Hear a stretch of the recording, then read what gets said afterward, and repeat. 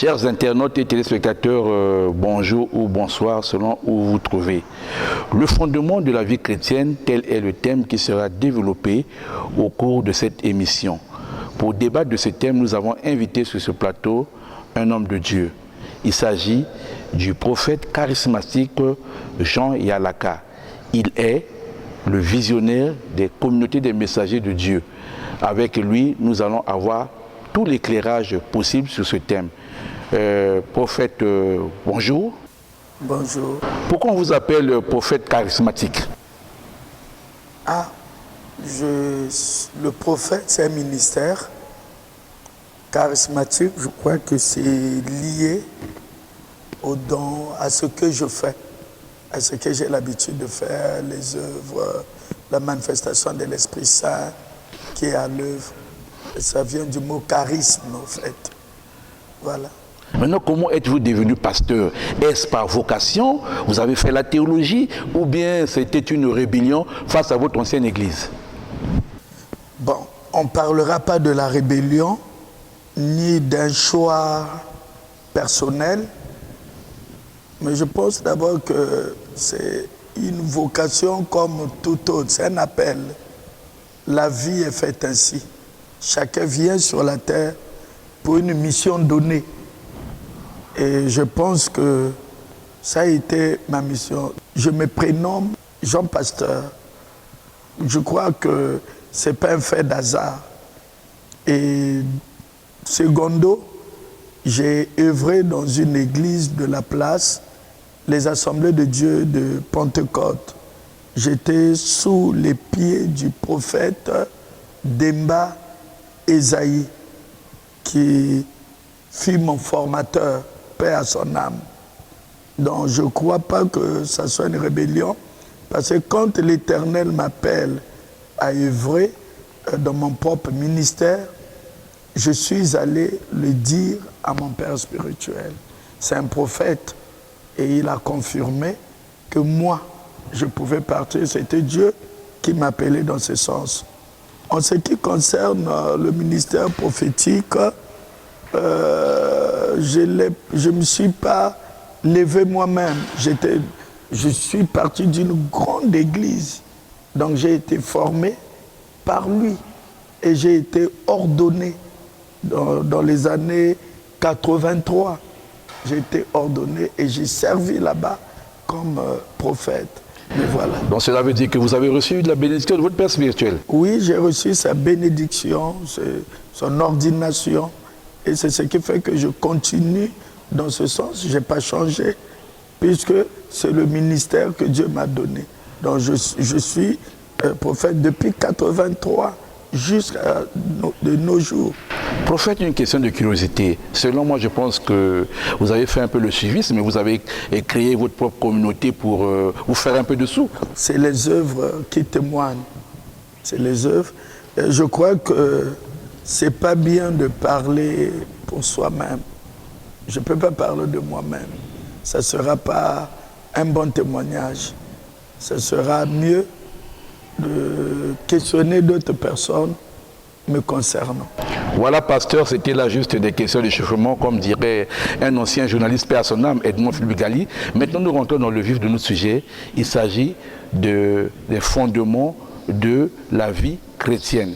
Est-ce que ce sujet vous va bien? Oui, c'est un sujet important. La thématique est bien, elle est bonne. Alors pourquoi parle-t-on de fondement à la base d'une église? Bon, le fondement, c'est ce qui est important en toute chose.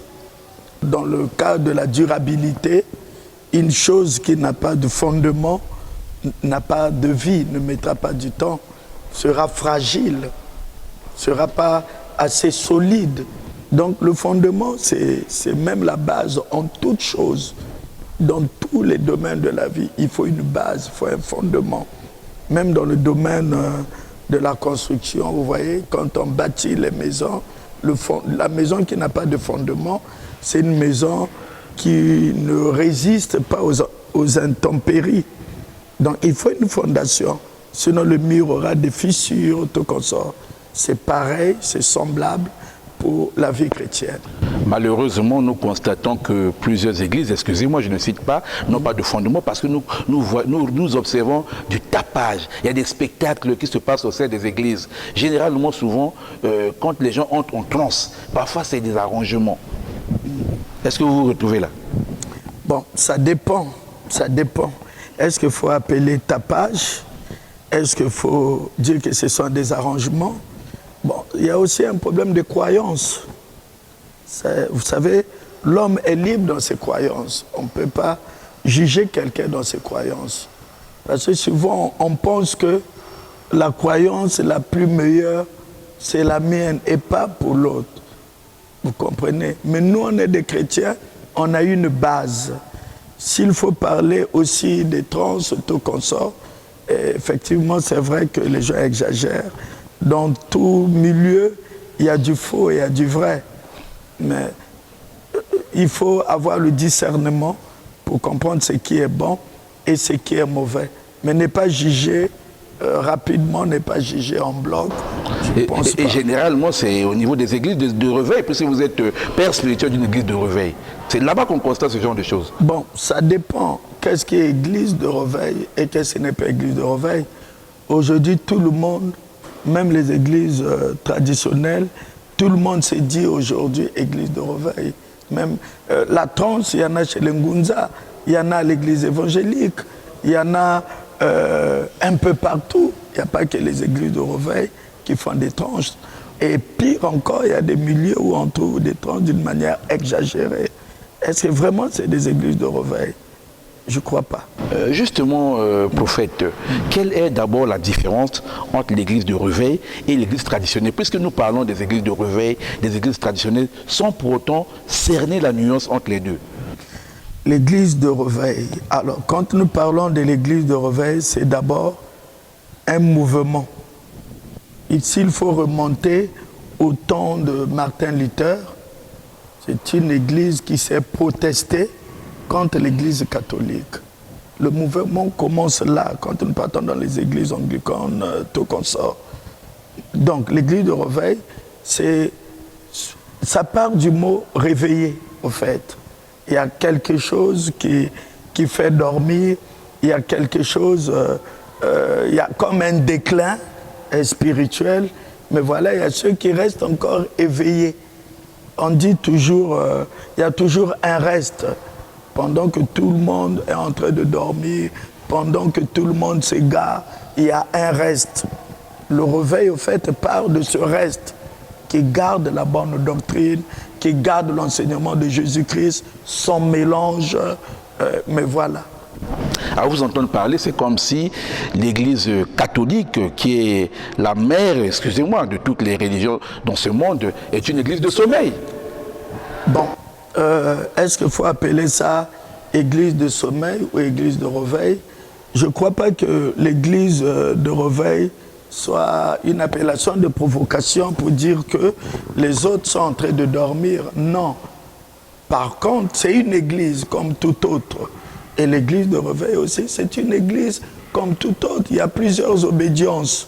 Mais pourquoi pensez-vous qu'eux, ils dorment, nous, on est réveillés? C'est une appellation, comme je vous ai dit, dans le sens doctrinal.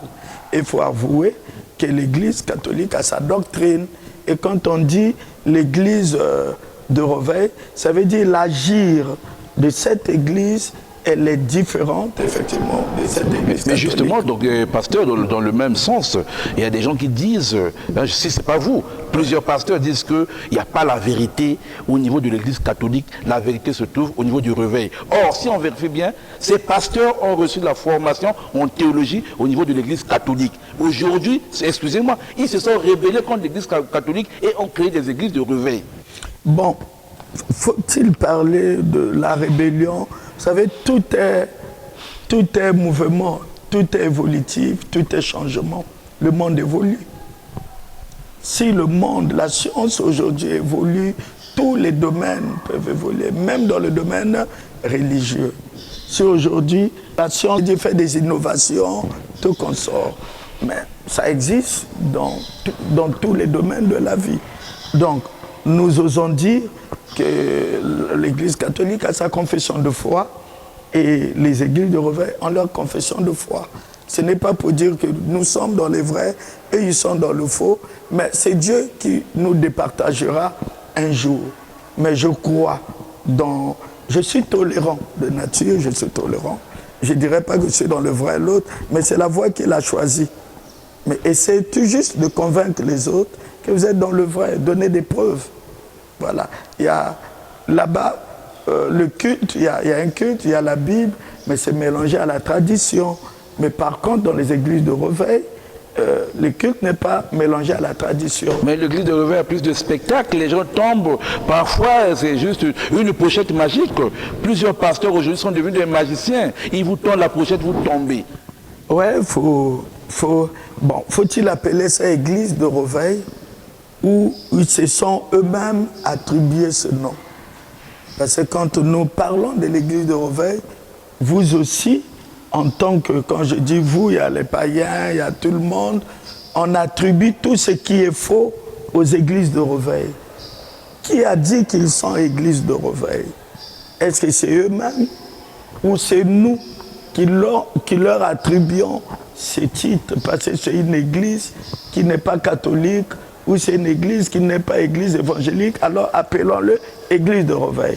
Oui, toujours dans ces églises dites de réveil, il y a des arrangements qui se font. J'ai suivi par exemple un document sur une chaîne de la RDC. Il y a un pasteur qui s'est arrangé avec quelques membres de son collège. Ces gars partaient vers les fidèles. Non, venez, vous faites semblant d'être aveugle. Ouais. Et comme ça, quand je vais prier pour vous, vous aurez la vue. Et ça s'est fait. Maintenant, c'était moyennant quelque chose. Et au finish, il n'y a pas eu un bon partage. Les membres du collège se sont rebellés contre le pasteur et ont trahi le secret. Je pense que ici à Pointe-Noire également, vous le faites, puisque nous constatons dans plusieurs églises, les gens tombent. Est-ce que c'est vraiment le Saint-Esprit qui touche ces gens-là? Bon, il y a tomber et tomber. Est-ce qu'on doit toujours tomber? Et pourquoi tomber, comme vous le dites? Ça dépend. Vous savez, le domaine spirituel est un domaine complexe, très complexe. La manifestation de l'Esprit Saint dans un corps, on ne peut pas le définir. Comment il se manifeste, quelle sera la réaction de la personne. Mais quand ça se passe dans d'autres milieux, vous acceptez cela, non? Chez les féticheurs, dans vos traditions, vous acceptez cela comme étant normal. Mais pourquoi vous trouvez anormal quand ça se passe dans l'église, vous appelez ça spectacle? Oui, mais il y a plusieurs impositions de mains. Est-ce que pour prier pour quelqu'un, vous êtes obligé d'imposer les mains? Il y a des pasteurs qui ont un troisième œil, qui retirent, qui jouent avec l'étoile des fidèles. Je suis d'accord, mais c'est aux fidèles d'être enseignés. C'est aux fidèles aussi de savoir où mettre le pied. Vous savez, dans tout milieu, il y a le vrai et il y a le faux. Tout milieu, même dans le milieu politique, dans le corps médical, dans le corps, dans l'armée, dans tout domaine, il y a du vrai et il y a du faux. Mais à nous, effectivement, d'être éveillés, à nous d'être sobres, à nous d'être attentionnés, de savoir que ça, ce n'est pas de Dieu. À nous d'apprendre. Parce que si Jésus lui-même, en venant sur la terre, n'a pas pu arrêter tout ce qui est faux, il a dit laissez croître l'épi est livré. Donc à la fin des temps, on saura quel est le vrai chemin et quel est le mauvais. Ce n'est pas à moi d'arrêter, mais nous sommes là pour enseigner, pour moraliser. Nous sommes là pour apprendre aux gens quel est le vrai chemin. Mais à eux de faire le choix. À eux de faire le choix. À eux de faire le choix en tant que prophète charismatique. Oui. Pensez-vous que pour qu'une personne soit guérie, il faut forcément imposer les mains? Ça dépend. Où est passée la puissance de la prière? Ça dépend. La prière dépend de la direction divine. Quand on prie, on se laisse aussi guider par l'Esprit Saint. Quand Jésus priait, il se laissait aussi guider par la volonté du Père. La prière, c'est une demande. Il y a la prière comme une demande, il y a une prière comme prière d'intercession. Il y a une prière comme une prière des malades qu'on fait, l'onction d'huile des malades. Ce sont des prières, c'est une pratique de l'Église. Donc l'imposition des mains dépend de la main utilisée. Mais comme je le disais tantôt, il y a des abus, il faut avouer, dans d'autres milieux. Mais ce n'est pas pour dire ainsi que tout ce que l'Église fait, personne n'impose les mains, ce n'est pas biblique. Mais les abus, il y en a. Certainement quelqu'un qui s'est levé lui-même pour dire je suis devenu pasteur, bon, qui s'est rebellé et qui n'était pas éclairé, qui n'a pas une bonne perception de la doctrine chrétienne, il peut se laisser entraîner par toutes sortes de pratiques, mais n'accusé pas l'Église. Voilà, on n'accuse pas l'Église, pasteur, selon vous, pour être un pasteur, outre la vocation ou l'appel de Dieu, est-ce qu'il est forcément obligé de passer par une formation? Parce que nous constatons beaucoup de dérapages en Afrique. Bon, les dérapages, ça part pas d'aujourd'hui, c'est depuis que le monde existe. Même dans nos familles, il y a des dérapages. Dans nos entreprises, il y a des dérapages. Dans le milieu politique, gouvernemental, il y a les dérapages. Mais j'ai l'impression que vous pointez plus du doigt sur l'Église. Mais oui, l'Église est appelée à éduquer. Oui, mais... C'est à l'Église où nous avons toutes les valeurs. Mais malheureusement, quand quelqu'un arrive à l'Église, parfois il ne retrouve pas ce qu'il avait envie. Est-ce qu'à l'école, vous n'avez pas éduqué? Est-ce que tous ceux qui sont sortis de l'école, qui sont aujourd'hui des cadres, ne volent pas? Est-ce qu'ils se comportent bien sur le plan moral? Mais est-ce qu'ils n'ont pas la vraie morale, selon moi, devrait être enseignée à l'Église? Oui, l'Église, c'est ce que je suis en train de vouloir dire. C'est comme à l'école, l'Église enseigne. L'Église enseigne et continuera d'enseigner. Mais vous savez, quand vous avez les élèves, il y a des élèves qui sont, vous sentez leur engagement, leur enthousiasme. Ils veulent leur apprendre, ils veulent aller de l'avant. Par contre, il y a d'autres, c'est comme sont les fils de la perdition. Ça existe dans la Bible. Jésus lui-même en avait 12 disciples, mais il y a un qui l'a trahi. N'était-il pas Dieu? Jésus n'est pas Dieu. Il y a un des disciples qui l'a enseigné, mais à cause de l'argent, qu'il a trahi. Donc, je ne crois pas que cela part d'aujourd'hui. N'accusez pas l'Église. Oui, on n'accuse pas l'Église. Pasteur, vous conviendrez avec moi, beaucoup de fidèles n'aiment pas les enseignements. Ils préfèrent la louange et l'adoration. Mais voilà, mais voilà, là, vous êtes en train de me rejoindre. Vous êtes en train de me rejoindre. Je disais tantôt, chacun sait ce qu'il vient chercher à l'église. Il y a ceux qui viennent tout juste chercher le mariage. Il y a ceux qui viennent tout juste chercher le travail. Il y a ceux qui viennent tout juste... Mais est-ce que ça sera le but de la croyance en Dieu? Est-ce que c'est le but d'aller à l'église? Est-ce que je vais à l'église tout juste pour obtenir le mariage? La fausseté part de là. Il y a aussi celui qui va à l'église. Il va pour quel but? Est-ce qu'il va parce qu'il va être sauvé? Il va avoir le salut de son âme. Ou il va parce qu'il a vu son voisin avec une voiture, dans la convoitise. Bon, moi aussi, je veux avoir une voiture. Est-ce que dans le plan de Dieu, il t'est donné de devenir riche? Tout dépend de Dieu. Donc, je crois que la fausseté part aussi de là, de nos convoitises. Voilà. Je crois que nous avons abordé le minimum de ce qui était prévu aujourd'hui. Je ne sais pas si vous avez un point sur lequel vous souhaiteriez insister, qui n'a pas été clairement abordé au cours de cet entretien. Je pense qu'il est important pour nous chrétiens de ne pas négliger le fondement de base. Selon Hébreux, chapitre 6, à son verset 1 jusqu'au verset 3. On nous donne le fondement de la vie chrétienne. S'il faut donner juste ce verset de base pour parler du fondement.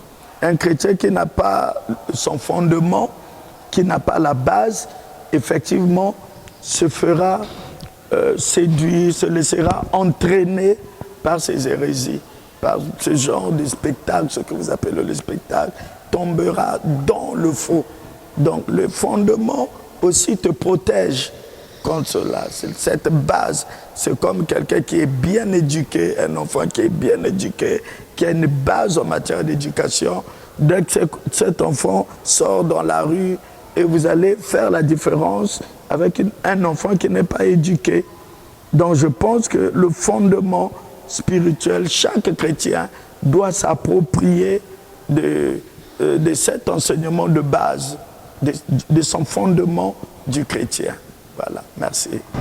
Merci, nous étions avec le prophète charismatique Yalaka, Jean Pasteur Yalaka. Avec lui, nous avons parlé du fondement de la vie chrétienne. Vous avez écouté, l'homme n'a pas eu la langue dans sa poche pour nous expliquer ces éléments. On a essayé un peu de le provoquer, mais il a donné des éléments importants.